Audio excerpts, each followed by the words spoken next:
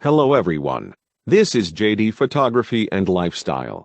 Welcome back to my channel. This video I will share with you the latest Sony A9 II mirrorless camera. So, let's go.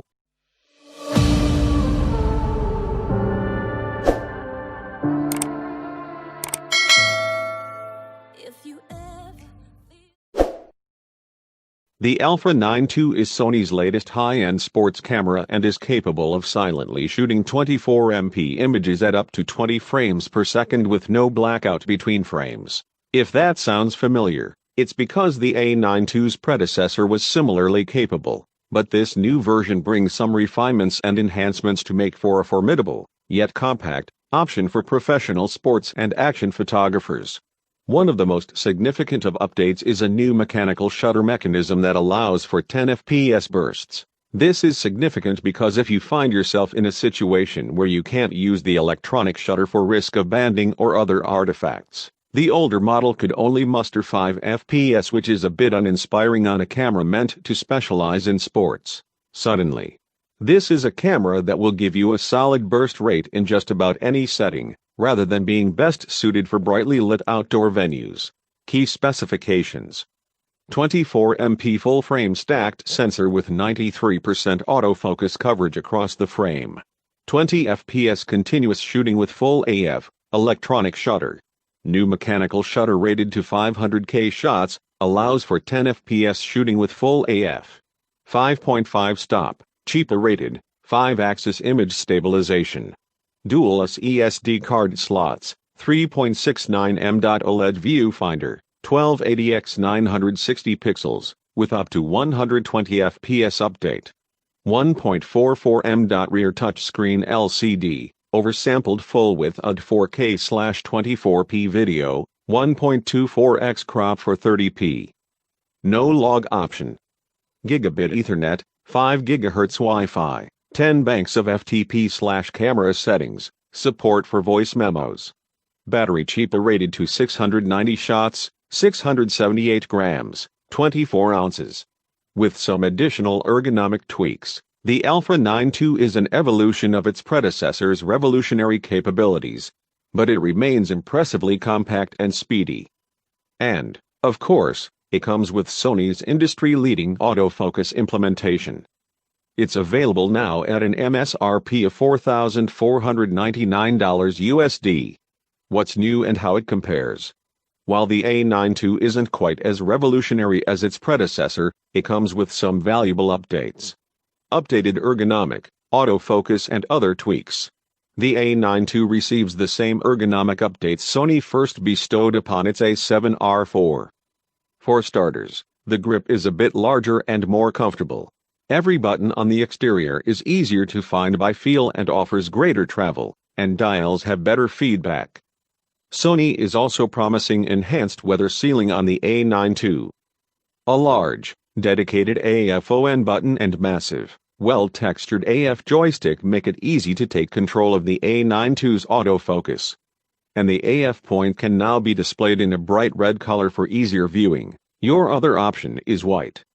Of course, you may not need to use the AF joystick all that much, as the A9 II also comes out of the box with Sony's latest autofocus tracking technology.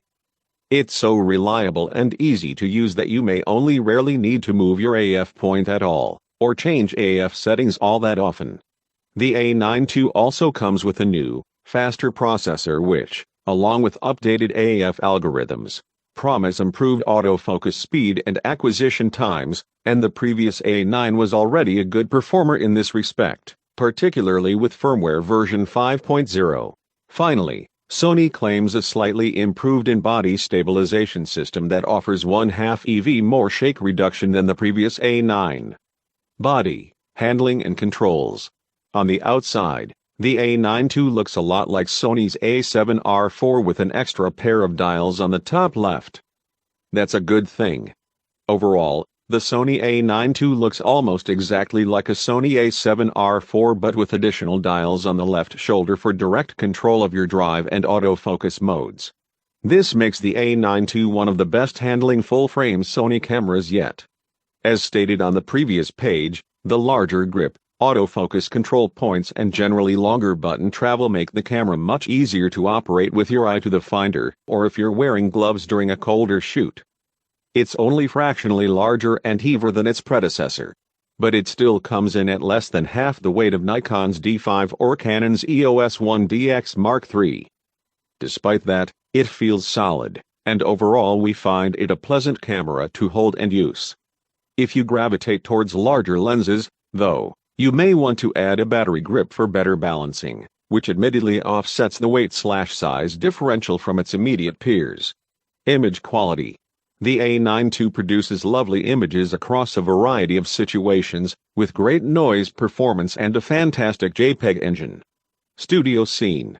Our test scene is designed to simulate a variety of textures, colors and detail types you'll encounter in the real world. It also has 2 illumination modes to see the effect of different lighting conditions.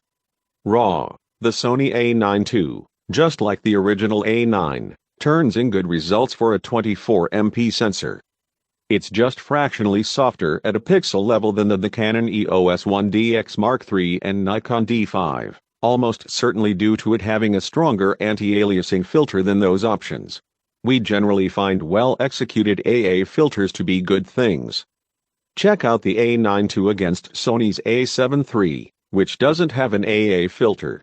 Although you may lose out on a bit of perceived sharpness, you have far less more to contend with in post-production. As light levels drop and ISO values climb, all these cameras perform similarly well in terms of noise, though the D5 remains just fractionally ahead. It's unlikely to be a noticeable difference in real-world shooting, though.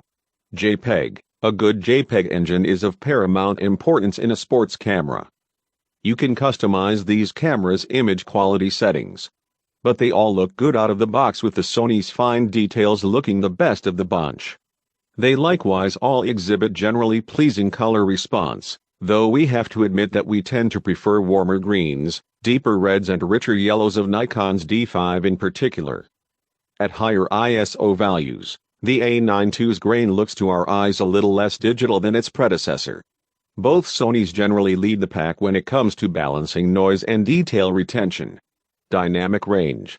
The A9 II's dynamic range is up there with the best in its class, but if drive is your main concern, it might not be your best choice.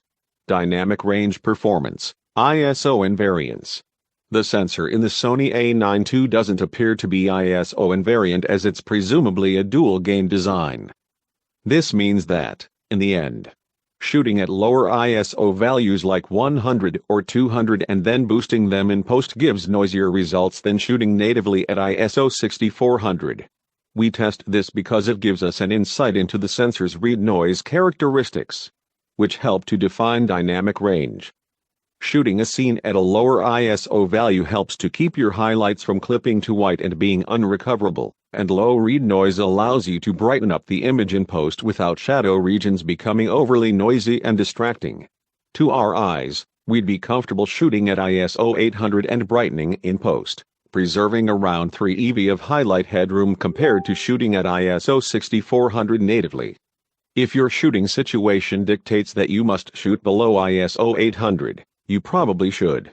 But again, for exposures metering at ISO 800 or above, you can save some dynamic range by sticking to ISO 800 and brightening in post as necessary.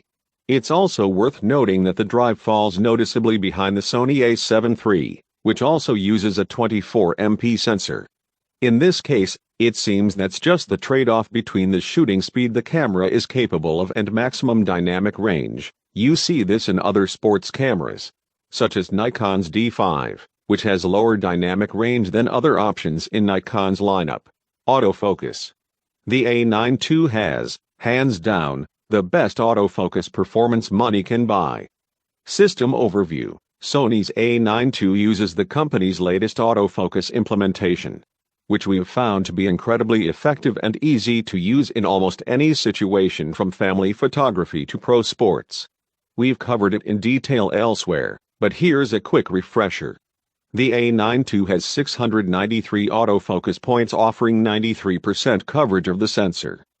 You can, of course, track subjects yourself by keeping an array of AF areas over your target, but most high-end cameras are capable of this.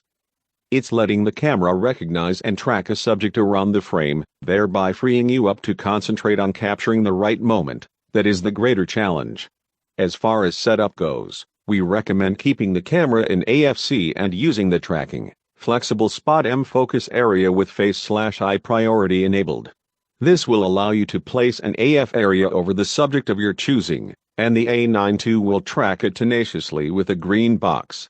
If the subject happens to be a human, the camera will automatically transition to face and eye detection as it's able, and if it loses the subject's face or eye, it won't automatically jump off to something else. It's a powerful yet simple way of working. Video. With oversampled 4K video, the A9 II is great for casual run and gun video shooting, but it lacks some options that experienced users will miss. Canon's latest EOS 1DX Mark III made a bunch of headlines with its updated video features, so let's take a look at how the A9 II stacks up. First of all, the A9 II handles fine detail much better than the Canon, which looks to be using larger radius sharpening. Switch to 1080p though, and the Canon handily pulls ahead pretty much wherever you look. Switch them both into their respective 1080/120p high frame rate modes, and things appear just about even. But it's not detail capture that tells the whole story here.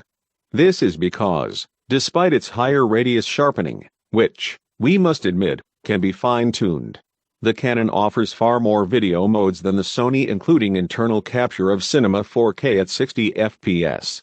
You can even enable Canon log and capture 10-bit 422 files on the 1DX3, while the Sony eschews any form of log footage. So, while you might get a bit more detail on the Sony, we find the Canon to be a better fit for those looking for maximum file flexibility for post-production. Conclusion: it's compact, it's a great value, and its autofocus system will all but guarantee that you'll just get the shot. Read why we give the A9 II a Gold Award here. When the original Sony A9 debuted 3 years ago, it changed our conception of what mirrorless cameras were capable of. With a full-frame sensor that could read out so fast that you could shoot blackout-free bursts at 20 fps with autofocus and shoot super detailed 4K video, well, that was all a really big deal. Today, the Alpha 9 Mark II finds itself released into a different full-frame landscape, with core capabilities that aren't all that different from its predecessor. The A9 II just didn't land with a huge splash at launch. While that's somewhat understandable in a market where big spec bumps drive clicks and sales, it's also a bit of a shame because the A9 Mark II is a fantastic camera to shoot with. It really doesn't matter what you shoot, from well-lit portraits to marginally lit rugby matches, the A9 II's autofocus system is nearly faultless. And you hardly have to fuss with the settings beyond initial setup. A revised mechanical shutter that can fire at 10 fps, instead of 5 fps, gives photographers a viable respite from possible electronic shutter banding from shooting under some types of artificial light. JPEG image quality continues to impress, especially at high ISO values, and raw noise levels are improved. Combine all this with faster wireless and wired transfer speeds and you have a package that will grant working pros and enthusiasts even greater odds of getting the shot, even if it doesn't set the world on fire for the greater gear-focused public.